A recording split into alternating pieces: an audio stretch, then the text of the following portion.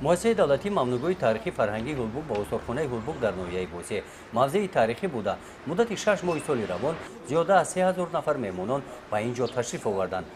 муҳити экологияи осорхона аввали ҳамин сол бо тағйиротҳои куллӣ ниёз дошт. бо мақсади баланд бардоштани маърифати экологияи аҳолӣ ва таъмини шароитҳои мусоид барои истироҳату фароғати сайёҳон дар шафати осорхона моҳи июл иншоотҳои нав сохта шуданд. ин иншоотҳо ба стандартҳои ҷаҳонӣ мутобиқ гардонида шуданд. иншоотро сохтмончиёни ҷамъияти дорои масъулияташ маҳдуди Фаридун 88 бо маблағгузории шуъбаи ҳифзи муҳити зисти ноҳияи ба номи Шамсуддин Шоҳин сохта ба истифода дод. масоҳати осорхонаи Гулбуг зиёда аз 1 гектар буда заминаш ҳосилхез мебошад. ниҳолҳои сояфкану мебадиҳанда ва гулҳои рангоранг аз берун симои осорхонаро зебо мегардонад.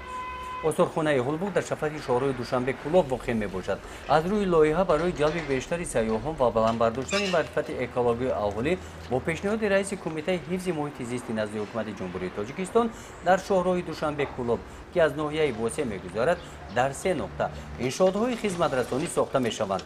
сохтмони иншооти мазкур дар деҳаи Гулистон оғоз ёфтанд. гузориши Хоҷа Назриев Худойназар Зуҳуров аз ноҳияи Босе барои барномаи иттилооти Навид.